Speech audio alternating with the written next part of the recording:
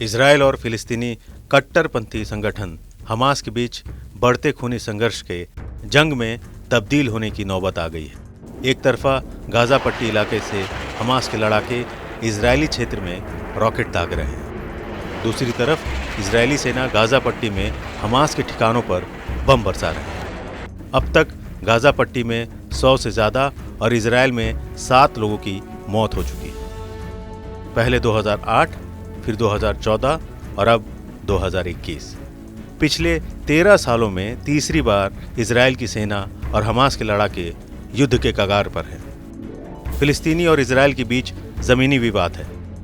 आपसी तनाव की वजहों की फहरिस्त तो काफ़ी लंबी है, लेकिन हम आज आपको बताएंगे कि इस बार आखिर ऐसा क्या हुआ कि इजरायल फिलिस्तीन क्षेत्र में जंग के हालात बन गए। इजरायल फिलिस्तीन क्षेत्र में क्यों बने जंग के हालात?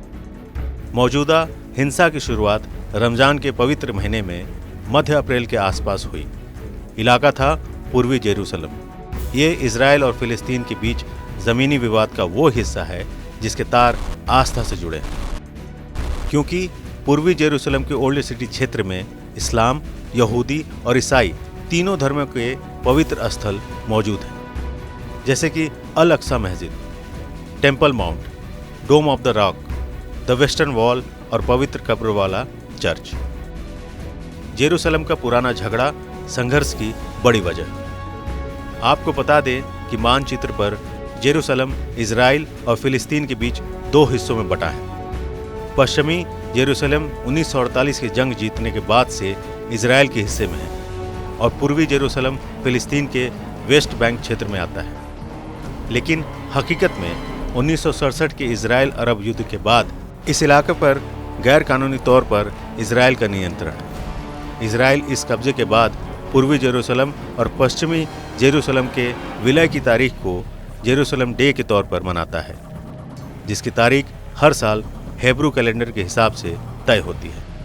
अल अक्सा मस्जिद कैसे बना?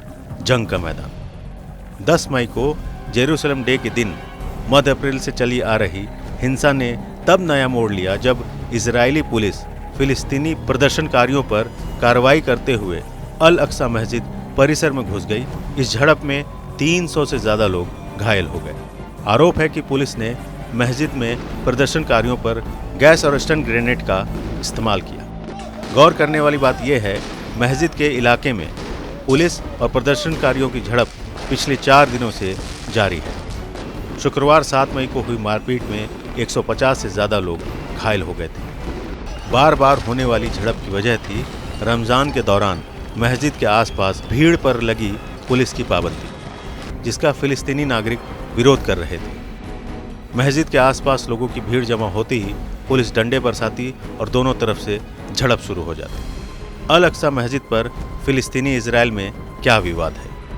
दरअसल अल अक्सा मस्जिद परिसर इस्लाम और यहूदी दोनों धर्म के लिए महत्व रखता है। मुस्लिम इसे मक्का और मदीना के बाद तीसरी सबसे पवित्र जगह मानते हैं।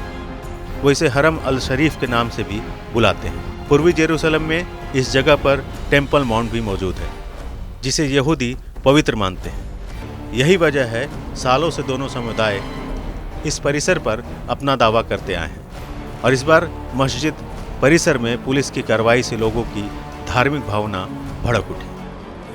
मस्जिद परिसर में हिंसा के अलावा सोमवार 10 मई को उस वक्त भी पूर्वी जेरूसलम में तनाव काफ़ी बढ़ गया जब ओल्ड सिटी इलाके में यहूदियों के जेरूसलम डे का जुलूस निकाला था।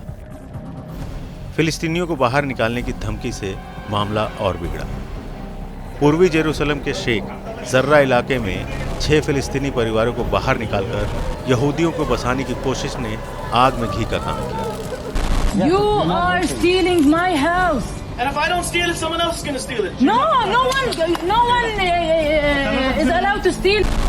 ये वो इलाका है जिसके चारों तरफ यहूदी आबादी बसी है और आरोप है कि इजरायली सरकार बची हुई फिलिस्तीनी जनसंख्या को भी यहाँ से हटाकर यहूदियों को बसाना चाहती है।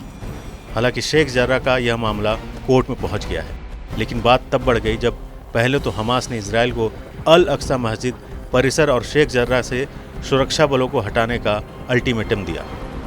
फिर फिलिस्तीन में अपने वर्चस्व वाले गाजा पट्टी इलाके से इजरायली इलाकों में रॉकेट से हमला बोल दिया। गौरतलब है कि मिस्र से सटे इजरायल के पश्चिमी छोर पर मौजूद फिलिस्तीनी के इस हिस्से पर 2007 से हमास का कब्जा है। यहाँ फिलिस्तीन की महमूद अब्बास सरकार की एक नहीं चलती। हमास और अब्बास की फतह पार्टी हमेशा एक दूसरे के विरोधी रहे हैं। फिलिस्तीनी सरकार की ताकत वेस्ट बैंक तक ही सीमित है, लिहाजा हमास के रॉकेट का जवाब इजरायली सेना बमबारी से दे रही है। गाजा पट्टी में कई इमारत ध्वस्त हो चुकी है। इजरायल का दावा है कि हमास के कई लड़ाकों को मार गिराया गया है।